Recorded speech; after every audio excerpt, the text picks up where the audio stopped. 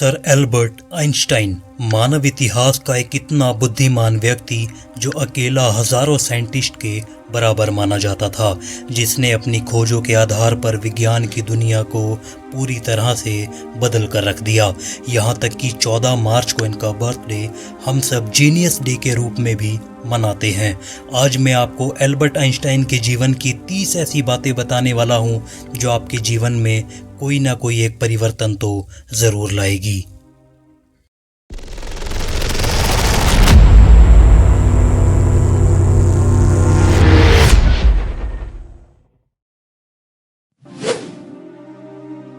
अगर मैं आपसे पूछूं कि आपका फेवरेट साइंटिस्ट कौन है, तो शायद आपका जवाब होगा एल्बर्ट आइंस्टाइन। लेकिन क्या आप जानते हैं कि एल्बर्ट आइंस्टाइन के फेवरेट साइंटिस्ट कौन थे?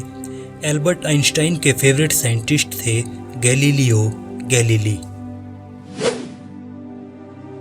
क्या आप जानते हैं जिस साल स्पेस साइंटिस्ट गैलीलियो गैलीली की मौत हुई थी, उसी साल सर आइजैक न्यूटन का जन्म हुआ था, और जिस साल साइंटिस्ट जेम्स मैक्सवेल की मौत हुई थी, उसी साल एल्बर्ट आइंस्टाइन का जन्म हुआ था। एल्बर्ट आइंस्टाइन लोगों को हमेशा प्रेरित रखने के लिए अपना ऑटोग्राफ दिया करते थे। वो अपने सिग्नेचर के लिए $5 चार्ज किया करते थे और एक स्पीच के लिए $1000, और बाद में वो इन पैसों को चैरिटी में दान कर दिया करते थे। एल्बर्ट आइंस्टाइन को बाल कटवाना बिल्कुल भी पसंद नहीं था।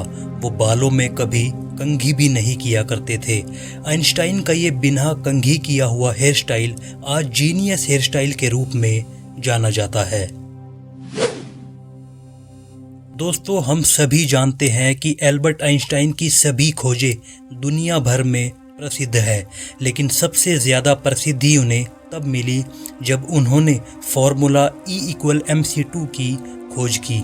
जापान के हिरोशिमा और नागासाकी में गिराए गए परमाणु बॉम्ब इसी फार्मूले पर आधारित थे, जिससे बाद में आइंस्टाइन को बहुत अफसोस हुआ कि उनके द्वारा दिए गए सूत्रों का इस्तेमाल पूरी मानवता को खत्म करने के लिए किया जा सकता है। आइंस्टाइन को बचपन में एक मंदबुद्धि बालक कहा जाता था। एक बार उनके गणित के टीचर ने उन्हें लेजी डॉग तक कह दिया था, क्योंकि वे उस समय पढ़ाई में बहुत कमज़ोर थे।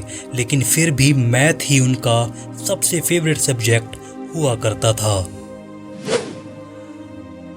आइंस्टाइन के द्वारा लिखा हुआ एक लेटर, जिसमें उन्होंने ईश्वर और धर्मों को लेकर अपने विचार लिखे थे, वो 20 करोड़ 38 लाख रुपए में बिका। ये लेटर उन्होंने अपनी मौत से 1 साल पहले लिखा था। ये लेटर उन्होंने 3 जनवरी 1954 को जर्मनी के एरिक गटकाइंड को लिखा था। इस लेटर में उन्होंने लिखा कि मेरे लिए ईश्वर जैसी कोई चीज़ नहीं है, बल्कि ये तो लोगों की कमजोरी से पैदा हुआ एक शब्द मात्र है। बाइबल आदरणीय तो है, लेकिन ये प्राचीन कहानियों का एक संग्रह मात्र है।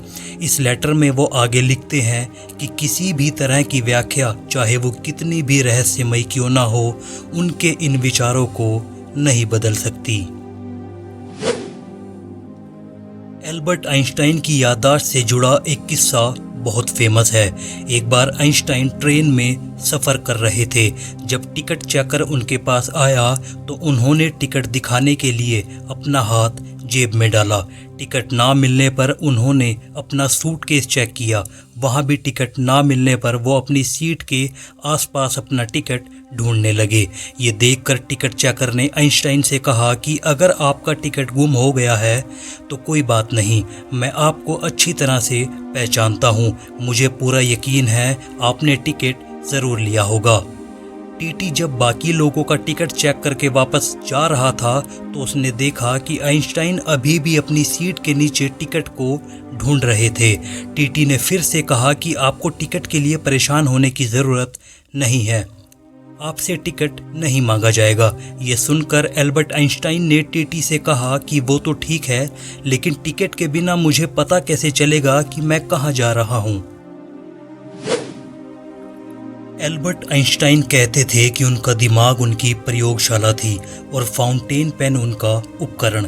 जब लोग उनकी प्रयोगशाला के बारे में उनसे पूछते थे तो वे सिर्फ अपने सिर की ओर इशारा करके मुस्कुरा देते थे। जब एक वैज्ञानिक ने उनसे उनके सबसे प्यारे उपकरण के बारे में पूछा तो आइंस्टीन ने उसे अपना फाउंटेन पेन दिखाया, यानी उनका दिमाग उनकी प्रयोगशाला थी और उनका फाउंटेन पेन उनका उपकरण। आइंस्टीन 4 साल की उम्र तक कुछ भी नहीं बोल पाए। एक दिन अपने पेरेंट्स के साथ टेबल पर खाना खाते हुए वो अचानक से बोल उठे, सूप बहुत गर्म है। इस बात पर उनके पेरेंट्स ने बड़ी हैरानी से आइंस्टाइन से पूछा, आज तक तुमने कुछ बोला क्यों नहीं? तो उन्होंने बड़े प्यार से जवाब दिया, क्योंकि आज से पहले मुझे इस घर में कोई दिक्कत ही नहीं हुई। एल्बर्ट आइंस्टाइन एक एनिमल लवर थे। उन्होंने अपने घर में एक बिल्ली पाली हुई थी जो बारिश के मौसम में बहुत उदास रहा करती थी। वे उस बिल्ली से कहा करते थे कि मैं जानता हूँ कि तुम इस बारिश के मौसम से बहुत दुखी रहती हो, लेकिन मैं ये नहीं जानता कि इस बारिश को कैसे ख़त्म किया जाए। एल्बर्ट आइंस्टाइन ने कभी जुराबें नहीं पहनी क्योंकि उन्हें इनसे बहुत तकलीफ होती थी। अपने बचपन का एक किस्सा सुनाते हुए उन्होंने कहा कि बचपन में उनके पैरों की उंगलियां बहुत बड़ी थी, जिसकी वजह से उनकी जुराबों में अक्सर बहुत जल्दी छेद हो जाया करते थे, जिसकी वजह से उन्होंने जुराबें पहननी ही छोड़ दी। वो हमेशा बहुत साधारण से कपड़े पहनते थे और हमेशा साधारण जीवन ही जिया करते थे। जब आइंस्टाइन एक यूनिवर्सिटी में प्रोफेसर थे तब उनका एक स्टूडेंट उनके पास आया और बोला कि सर, इस साल भी परीक्षा में वही प्रश्न आए हैं जो पिछले साल की परीक्षा में आए थे। इस पर आइंस्टाइन का जवाब था, हाँ, लेकिन इस साल उनके उत्तर बदल गए हैं। आइंस्टाइन अपनी general and special theory of relativity के लिए पूरी दुनिया में जाने जाते हैं, लेकिन शायद आपको ये जानकर हैरानी होगी कि उन्हें 1921 में उनको नोबेल प्राइज़ उनकी थ्योरी ऑफ रिलेटिविटी की खोज के लिए नहीं बल्कि फोटो इलेक्ट्रिक की खोज के लिए दिया गया था।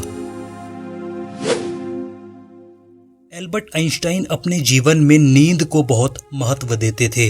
उनका मानना था कि अगर आप नींद पूरी नहीं लेते हैं तो आप अपने काम पर फोकस नहीं रख सकते। इसलिए वो अपने किसी भी काम पर फोकस क्लियर रखने के लिए पूरे 10 घंटों की नींद लिया करते थे। एल्बर्ट आइंस्टाइन को सिगार पीने का बहुत शौक था। वो अपने तेज दिमाग का क्रेडिट अपनी धूम्रपान की लत को दिया करते थे। इसके अलावा आइंस्टाइन को कार चलानी भी नहीं आती थी और ना ही वो कार चलाना पसंद करते थे। इसकी वजह वो पैदल चलना और बाइक चलाना ज़्यादा पसंद करते थे। आइंस्टाइन के सिद्धांत बेहद कठिन थे। कहा जाता है कि उस समय पूरी दुनिया में 2-4 वैज्ञानिक ही उनके सिद्धांतों को ठीक से समझ पाए थे। एल्बर्ट आइंस्टाइन एक ऐसे इंसान थे जिन्हें समझ पाना लगभग नामुमकिन माना जाता था। एल्बर्ट आइंस्टाइन के पास बहुत से यंगस्टर्स आया करते थे। वो आइंस्टाइन से उनकी सक्सेस के सीक्रेट पूछा करते थे। एक बार उनका स्टूडेंट उनके पास आया और उसने आइंस्टाइन से कहा, सर, आज पूरी दुनिया में आपका नाम है, हर तरफ आपके ही चर्चे हैं, प्लीज़ मुझे बताएं कि सक्सेस की रेस में कैसे जीता जा सकता है। इस पर आइंस्टाइन ने सिर्फ एक शब्द कहा, वो था लगन। एल्बर्ट आइंस्टाइन की मौत के बाद उनके परिवार की अनुमति के बगैर उनकी डेड बॉडी से उनका दिमाग निकाल लिया गया था। ये इल्लीगल काम डॉक्टर थॉमस हार्वे द्वारा उनके दिमाग पर रिसर्च करने के लिए किया गया था। 20 सालों तक उनके दिमाग को एक शीशे के जार में रखा गया। बाद में 1975 में उनके बेटे हैंस की आज्ञा से उनके दिमाग के 240 टुकड़े करके वैज्ञानिकों के पास भेजे गए, जिन्हें देखने के बाद वैज्ञानिकों ने पाया कि उनके दिमाग में एक आम इंसान से ज़्यादा सेल्स थे। इसी वजह से वो इतने बुद्धिमान थे। आइंस्टाइन ने मरने से पहले अपने आखिरी पलों में उनके कमरे में मौजूद नर्स को जर्मन भाषा में कुछ शब्द कहे थे, लेकिन अफसोस उस नर्स को जर्मन भाषा नहीं आती थी। इसी के साथ आइंस्टाइन के कहे अंतिम शब्द उनकी मौत के साथ एक राज बनकर हमेशा के लिए दफन हो गए। तो दोस्तों, आज की हमारी ये वीडियो यहीं समाप्त होती है। सदी के सबसे बड़े साइंटिस्ट की ये बातें अगर आपको ज़रा भी पसंद आई हो तो इस वीडियो को एक लाइक ज़रूर कर देना और हमारी आने वाली नई वीडियोस के लिए चैनल को सब्सक्राइब करके घंटी ज़रूर दबा देना। जल्द ही मुलाकात होगी अगली वीडियो में।